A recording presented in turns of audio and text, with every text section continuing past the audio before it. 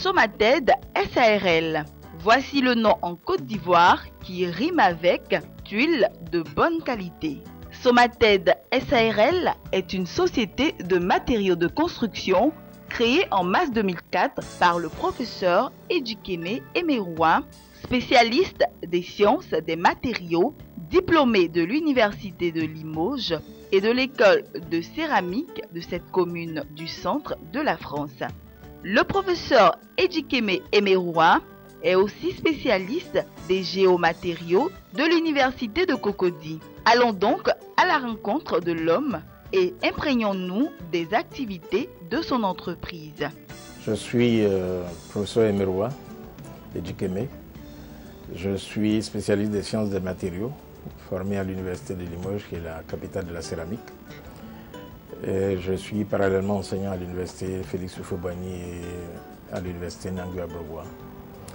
Voilà, je suis le promoteur de la société Somated, qui est la société des matériaux EGIX, qui est une société spécialisée dans la fabrication des produits, des matériaux de construction, tuiles, pavés, briquets de façade, balustres modernes, poteaux, et qui fabrique aussi des supports et chariots pour les bouteilles de gaz.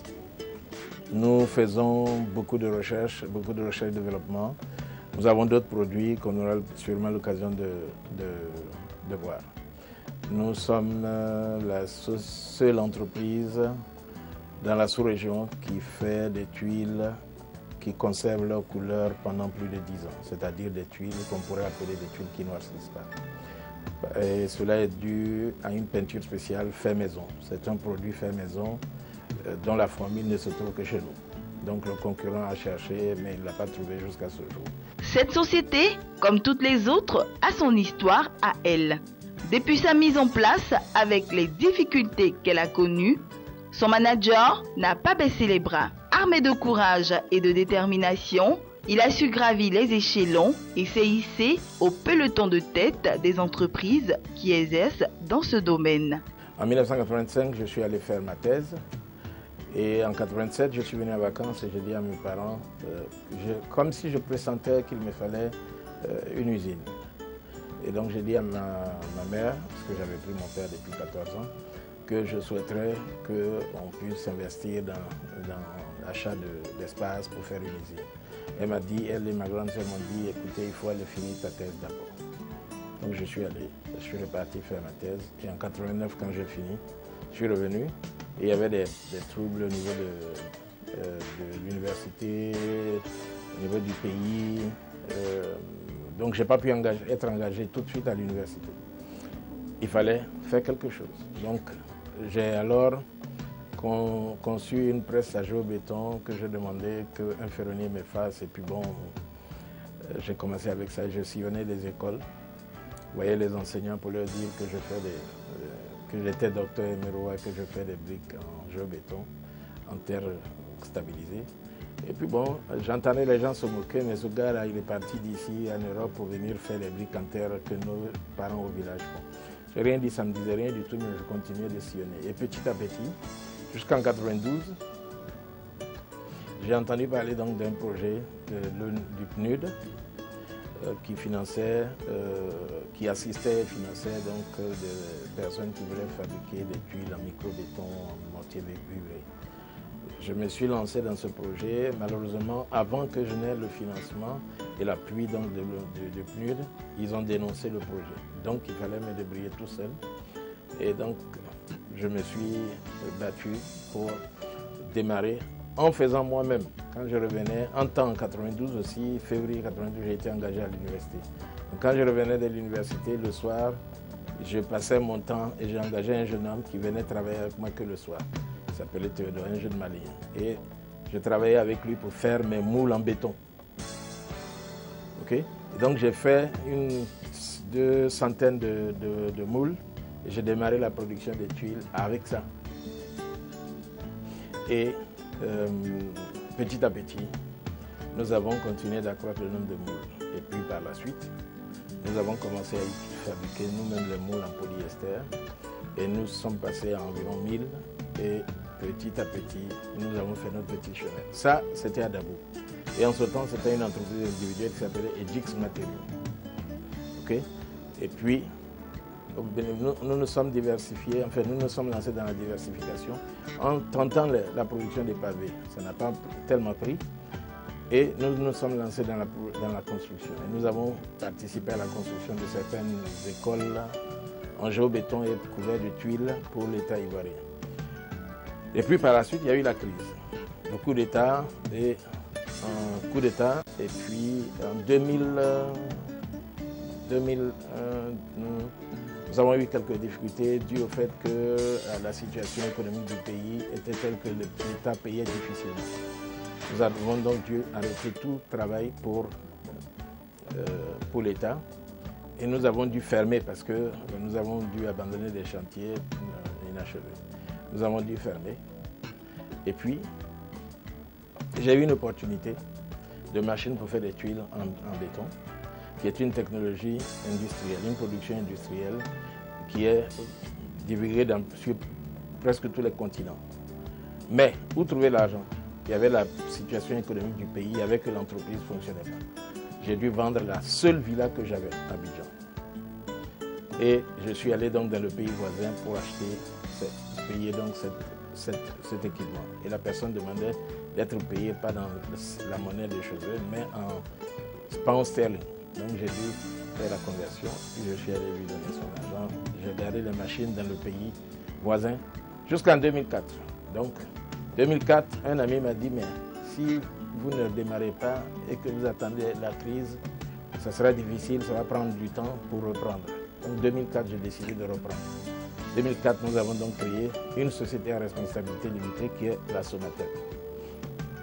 Et production de tuiles, tous nos concurrents, je dirais confrères et concurrents qui étaient dans la production des tuiles à micro-béton, quand nous revenions sur le marché, ils n'existaient plus. Tous avaient fermé, pratiquement tous n'existaient plus. Donc nous n'avions qu'un seul concurrent qui produisait ce type de tuiles et ils étaient surpris de nous revoir sur le marché, mais avec le même type de produit qu'il faut. Okay? Et puis, avant même d'avoir fermé, nous avons cherché, parce que la population se plaignait des tuiles locales, soi-disant les tuiles locales sont des tuiles qui noircissent, etc. Et comme je suis chercheur, j'ai commencé à chercher, à trouver une solution à ça. Je suis allé dans tous les continents, Asie, sauf l'Australie, Asie, les États-Unis, Europe et bon, certains pays de l'Afrique. Et puis je me suis rendu compte que le noircissement des tuiles n'est pas une affaire de tuiles fabriquées en Côte d'Ivoire. J'ai donc sillonné la nation même et puis j'ai vu des tuiles importées d'Italie ou de certains pays européens. Je regarde, elles ont noirci. Je regarde les autres matériaux de construction, elles ont noirci. J'ai dit, bon, il faut trouver une solution à ça parce que ce n'est pas un problème de tuiles locales. Et donc c'est ainsi que nous avons pu mettre au point une peinture spéciale pour les tuiles. Et quand vous les mettez sur votre toiture, vous êtes sûr et certain que votre toiture conservera la couleur que vous avez désirée au début de votre projet. Nous avons un bâtiment sur lequel il y a plus de 15 ans que cette tuile a été posée. Okay? Ça, c'était au temps de Edix Matériaux International.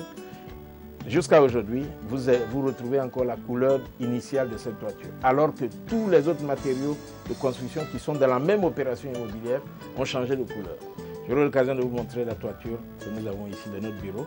Nous avons fait exprès de faire la façade extérieure multicolore, la façade intérieure multicolore, mais la façade extérieure est couverte de la peinture spéciale et la façade arrière n'est pas couverte de cette peinture. Vous regardez le contraste entre la façade extérieure et la façade arrière.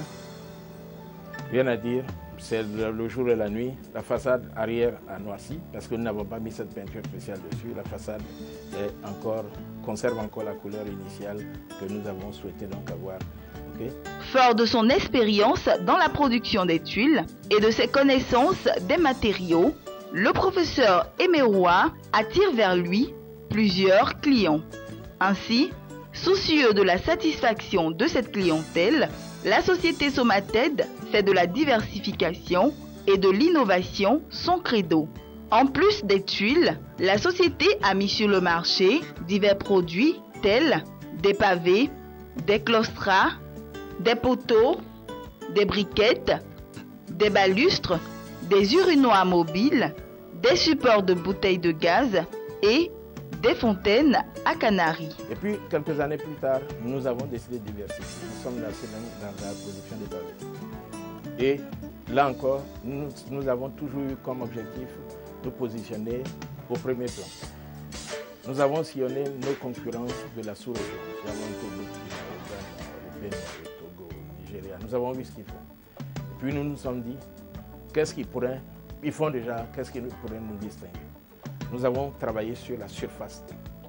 Nous avons les pavés qui maintiennent la surface intacte pendant plus de 10 ans. Nous avons des clients qui nous reviennent simplement parce que leur voisin a mis des pavés, tout est devenu bizarre, mais eux, leurs pavés qu'ils ont pris avec nous sont encore intacts, comme s'ils venaient de le poser hier. Donc ils nous reviennent.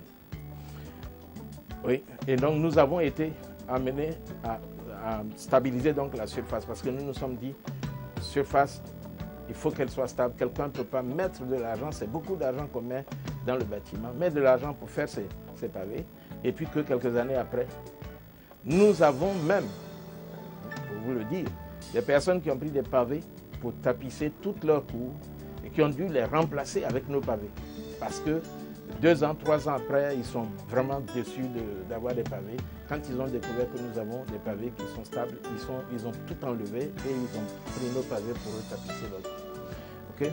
Et donc, là encore, nous avons mis en place notre technologie qui nous permet de diversifier. Aujourd'hui, nous sommes la seule entreprise dans la sous-région dans laquelle vous venez, vous avez plus de 3000 pavés au choix. Nous nous battons pour nous positionner comme le leader. Et ensuite nous nous sommes lancés dans la production des briquettes de façade. Comme vous le voyez derrière moi, nous faisons, en ce qui concerne les pavés d'abord, nous sommes ouverts à la recherche-développement. Donc, il y a des personnes qui viennent avec un pavé qu'ils ont vu en Russie ou aux États-Unis ou ailleurs, ils nous le donnent, nous les reproduisons pour eux. Nous faisons même des pavés avec les initiales des entreprises.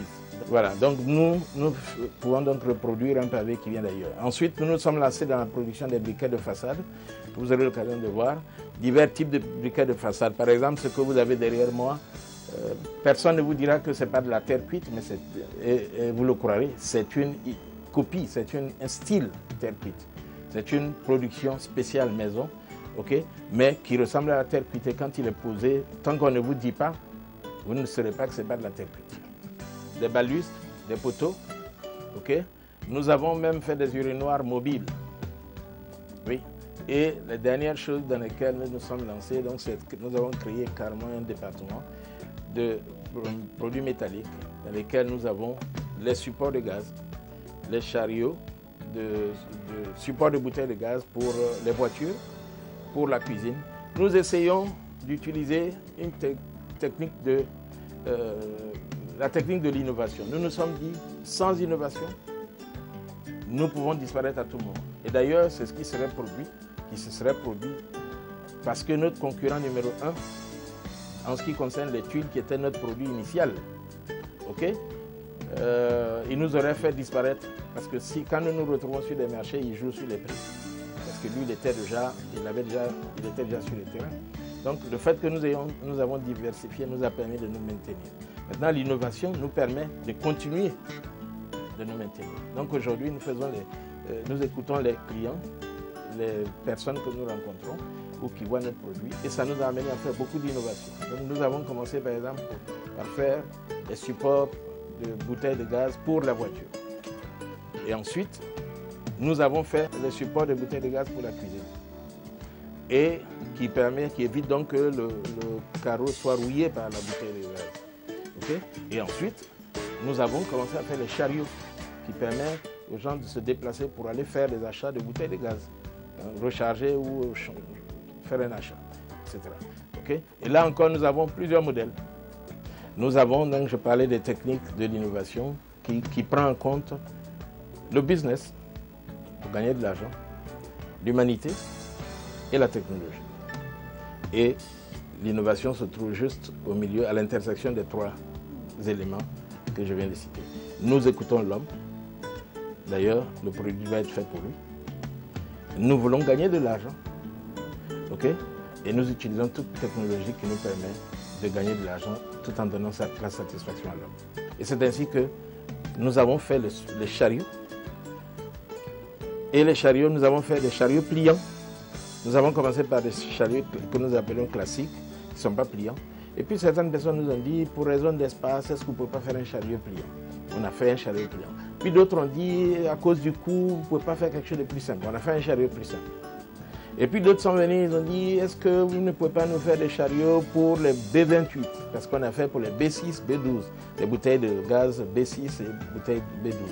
Et nous avons donc fait un autre, qui est celui de B28.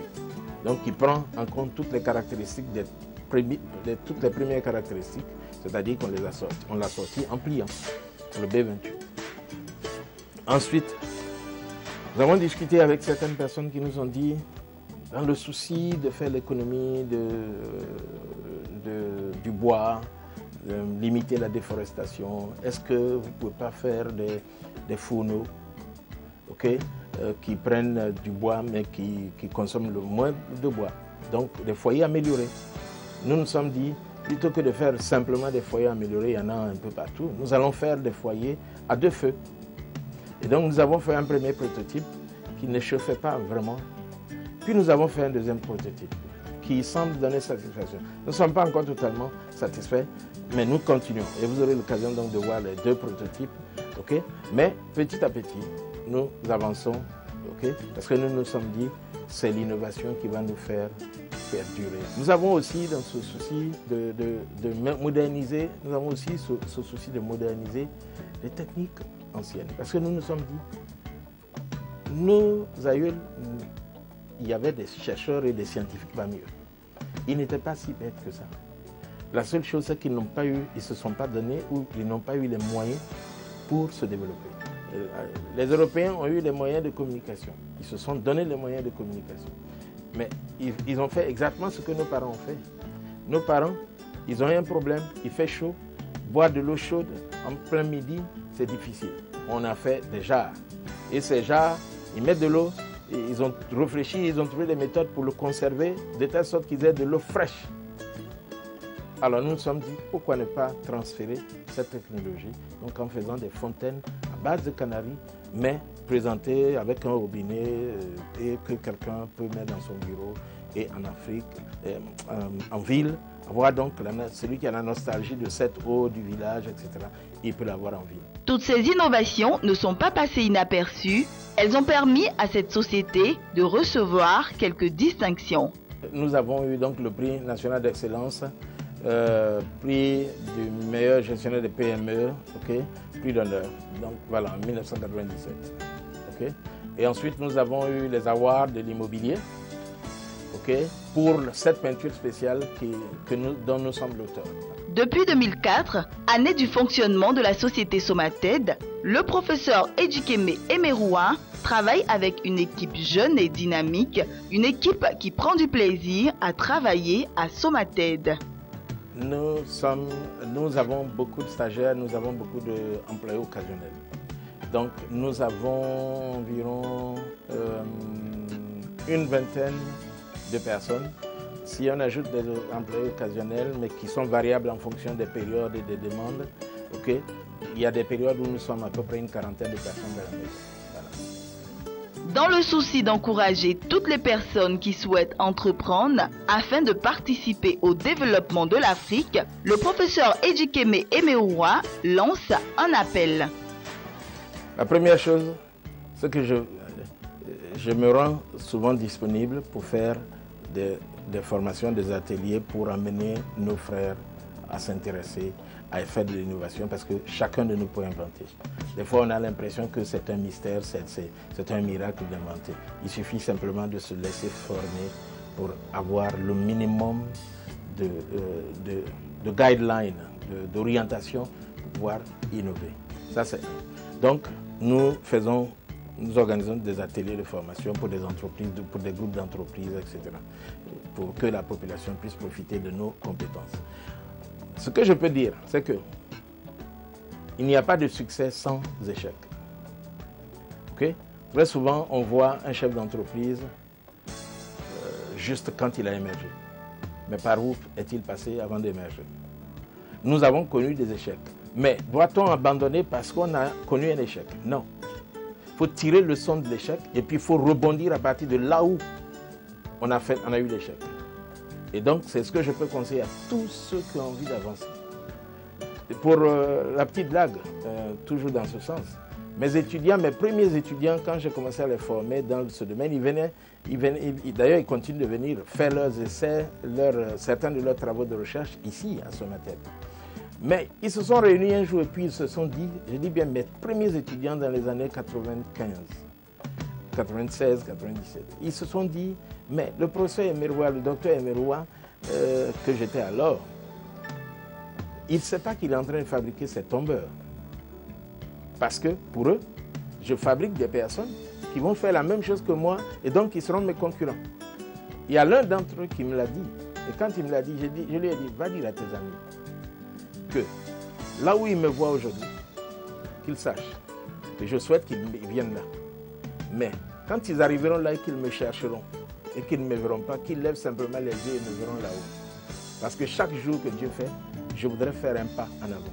Donc chaque jour que Dieu fait, je voudrais prendre conscience de ce que l'échec et la réussite sont devant moi. Mais je dois m'appuyer sur l'échec pour monter l'escalier, le pas suivant. Et ensuite, m'appuyer sur l'échec pour faire encore un pas. Parce que ce que je poursuis, ce n'est pas l'échec, c'est la réussite. Or, la réussite se trouve en haut et l'échec se trouve en bas. Donc, il faut toujours mettre le pied sur l'échec pour pouvoir rebondir. Qui veut aller vite, marche seul. Mais qui veut aller loin, marche ensemble. Okay? Et donc, je serai heureux que les autres qui ont, tous mes amis, tous mes frères, tous ceux qui ont envie de créer une entreprise, viennent nous rejoindre. Et qu'ensemble, nous partageons des idées pour pouvoir aller loin. C'est ainsi que nos pays pourront se développer. Somated est situé à la Riviera Palmeraie, sur la route de Bingerville à Abidjan. Okay? Et nous sommes au 0202, enfin plus 225 0202 40 52 ou plus 225 46 00 01 02. Nous avons notre site web somated.net, www.somated.net, où vous avez donc la possibilité de voir la plupart des choses que nous faisons et d'avoir aussi notre contact. Okay? Voilà, donc ce que je peux vous dire. Nous ne sommes pas cachés, vous prenez la route de Bingerville, à la Riviera Palmeraie, au carrefour Ferronnerie. Nous sommes juste en face de la nouvelle station Total qui vient d'être créée. Vu que la Côte d'Ivoire, à l'image de plusieurs autres pays d'Afrique, s'est engagée à aller vers l'émergence à l'horizon 2020, ses filles et ses fils doivent se donner les mains afin d'accélérer le développement des pays africains.